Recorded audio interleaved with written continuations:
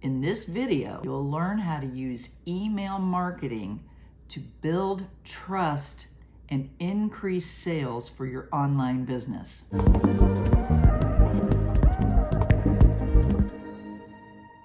We're gonna break it down in simple steps, no jargon, no stress, just good old-fashioned email magic. Email marketing is still one of the most powerful ways to build trust and confidence in your audience and convert that to sales. And today, I'm gonna show you how to use that to grow your business. It is time to get your email marketing game on point.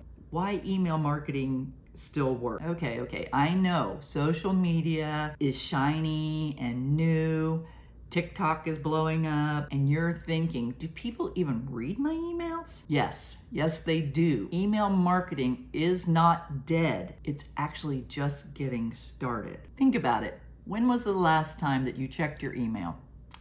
Exactly. People are in their inboxes every day. And the best part, with email, you get direct access. They signed up to hear from you. It's like having a VIP backstage pass. Pretty cool. So tell me in the comments, do you use email as part of your marketing right now? Or perhaps you're just getting started. Just let me know in the comments. Are you already using it or are you just getting started? I just need to know if you're ready to dive into email marketing with me. All right, let's get to the nitty-gritty. Setting up your email autoresponder sequence. I know that sounds fancy or cryptic. You are basically setting up emails and scheduling them in an automated fashion so that when someone comes in to your landing page and puts their email in there, they start receiving these series of emails from you. Once it's all set up, it runs behind the scenes like a well-oiled machine. So here's kind of how it works. Say someone signed up for your freebie, a checklist or an ebook or some other sort of giveaway. You don't want to just leave them hanging, right? So you send them an email immediately saying, hey, welcome. Here's the cool thing I promised you. And over the next few days or weeks, you send them a few more emails that help you to build a relationship with them. You have to give value and you have to share tips and maybe even show some behind the scenes kind of content that might be interesting to them. The goal is to make sure that they feel like they know you. They have to know, like, and trust you before they're going to purchase from you. So this is just a way to build that relationship without you having to work at it every day. Once you've set up the emails and you have scheduled them accordingly, it does all the work for you. Do you already have a lead magnet or a freebie of some sort that you're giving away?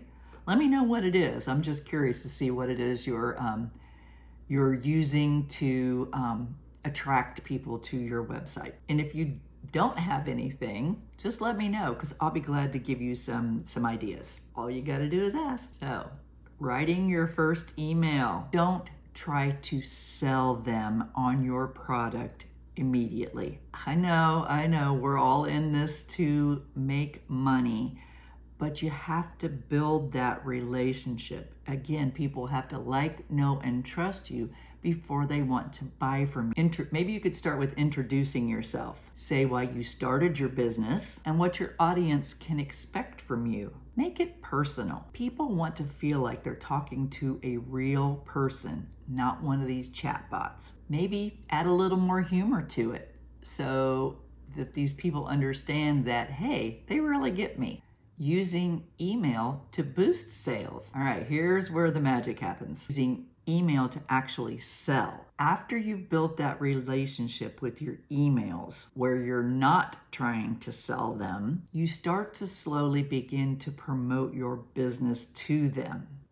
You just don't want to be that person. What is it that your business brings to this person that is going to solve a problem for them? Teaching them how your business can help them takes them from the awareness stage in your funnel down to the consideration stage where they're like, oh, I really understand this. And yeah, that could be beneficial for me. Say you have an online course. You could send a few emails with tips in it about how your course can help them. Then once your audience trusts you, you can say, hey, I've got this entire course that can help you even more. Check it out. Simple and non-sleazy. All right, so tell me, what is the hardest part about email marketing for you? Is it setting up your autoresponder, or is it writing your first email? Drop your thoughts in the comments. I have tips and tricks for how to